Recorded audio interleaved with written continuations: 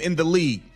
That don't matter when you standing in front of Caitlin Clark, Tiffany Hayes. I'm sorry. And all that yapping you was doing, that don't help, and that's not gonna stop her. If anything, you just gonna piss her off, and she really gonna destroy you like she did.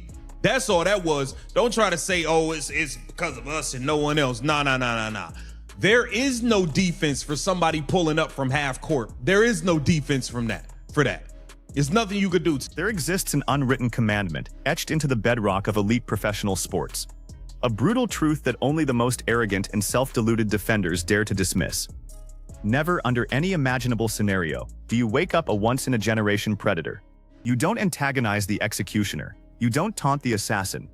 Yet last night, beneath the unforgiving glare of national television cameras, Golden State Valkyries veteran guard Tiffany Hayes apparently believed this commandment didn't apply to her. She recklessly launched a psychological and physical battle she had absolutely no business waging. The outcome wasn't merely a routine 90-82 loss in the box score. It was a full-blown televised dismantling of her professional dignity. Welcome back to WNBA Pro, and today we're tearing the lid completely off one of the most savage, satisfying, and emotionally crushing one-on-one battles this league has witnessed in years. We're fusing the cinematic fury of a superstar shoved past her breaking point with the cold, unforgiving math of a veteran defender disintegrating in real time. If you thought the Indiana Fever's win over the Valkyries was simply about Caitlin Clark dropping 22 points, you missed the actual mind games unfolding on that hardwood. We're going to unpack the precise blunder Tiffany Hayes committed, dissect the chilling instant Caitlin Clark crossed into pure villain mode, and lay bare the breathtaking hypocrisy that poured out of the Golden State post-game presser. Let's frame the scene and reveal the defensive catastrophe Golden State tried to roll out. Heading into this heavyweight clash, Valkyries head coach Natalie Nakase had convinced herself she'd unlocked the secret to neutralizing Caitlin Clark. But the Golden State blueprint wasn't built on sharp basketball IQ or sophisticated defensive rotations. It was built entirely on state-sponsored physicality.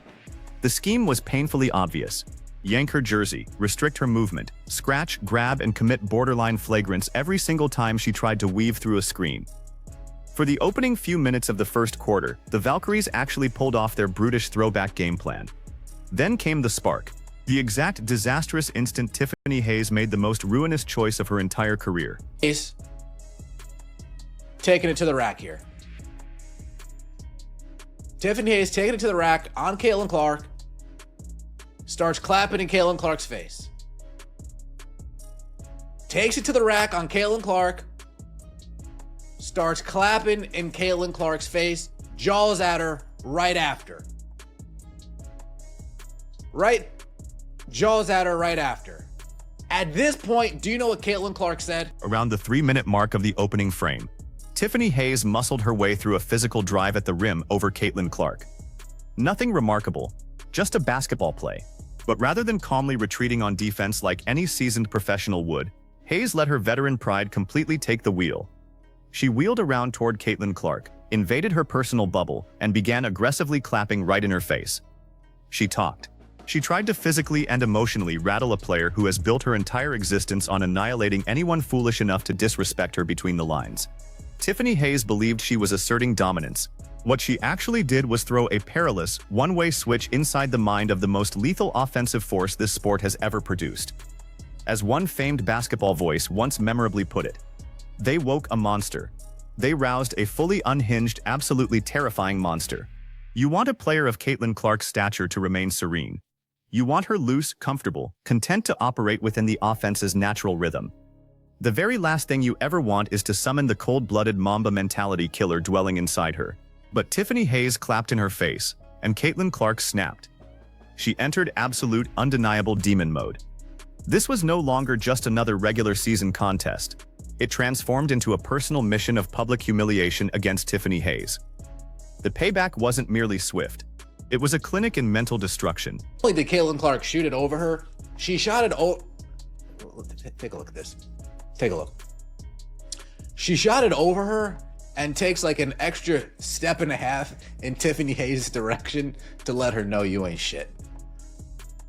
She takes an extra step and a half, boom, shoots it from the logo, lands, takes a couple extra steps just so Tiffany Hayes can feel her.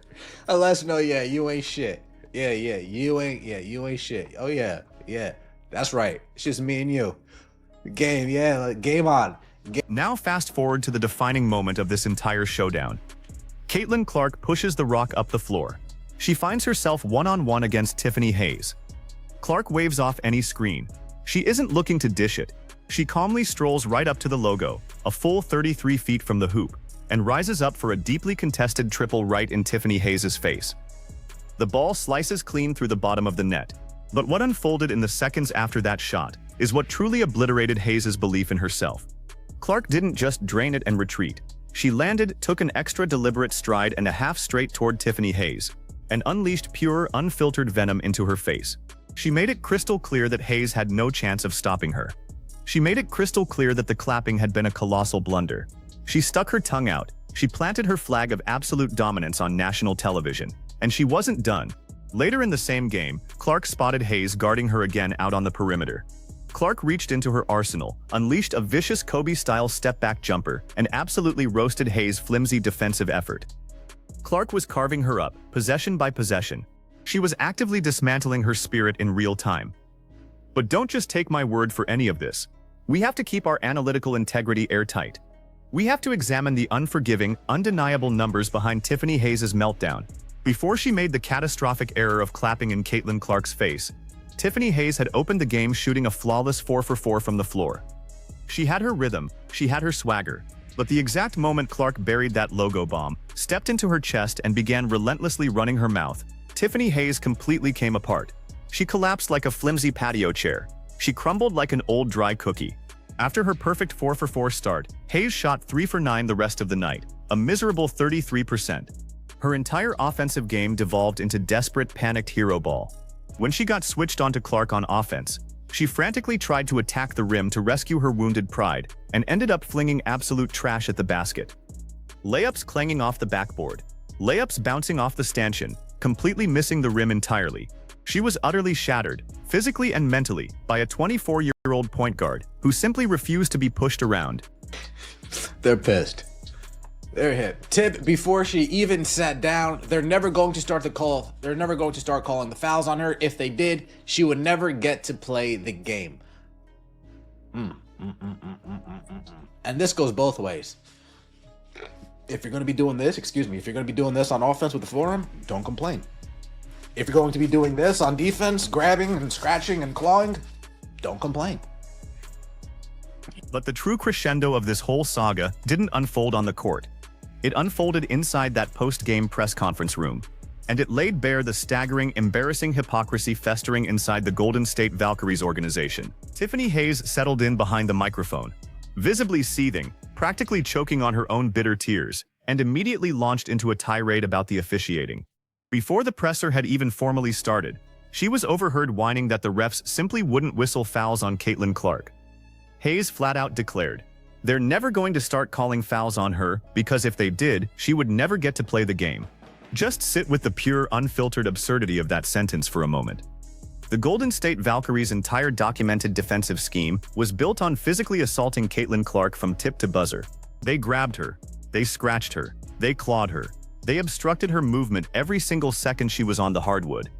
Their entire blueprint was to foul her into oblivion and pray the officials swallowed their whistles. And it worked across huge stretches of the game.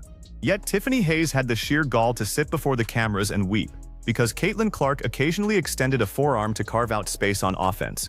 Are you seriously kidding me? You cannot spend 40 minutes executing a sanctioned mugging on defense, and then instantly morph into a professional martyr the very second the opposing star punches back. You cannot launch a war, get utterly obliterated in that war, and then run sobbing to the authorities claiming the war wasn't fair. Tiffany Hayes ignited this fight the second she clapped in Caitlin Clark's face. She picked a battle she was completely, hopelessly unprepared to finish. Caitlin Clark didn't just finish it. She dumped 22 points, drilled logo bombs in her grill, completely wrecked her shooting touch, and locked down a 90-82 statement victory for the Indiana Fever. This is precisely why the entire WNBA establishment is absolutely petrified of Caitlin Clark. You cannot physically intimidate her. You cannot mentally fracture her. The moment you try to bully her, you only unleash a fire-breathing dragon that will scorch your defensive scheme to ashes and leave your veterans weeping at the post-game podium. This is WNBA Pro. Smash that subscribe button right now if you want fearless high-octane analysis that calls out the hypocrisy of WNBA veterans and tells the real raw stories buried beneath the box score. Drop your most explosive unfiltered take in the comments below. Did Tiffany Hayes commit career suicide by clapping in Caitlin Clark's face? And is the league truly terrified of Clark's mental fortitude?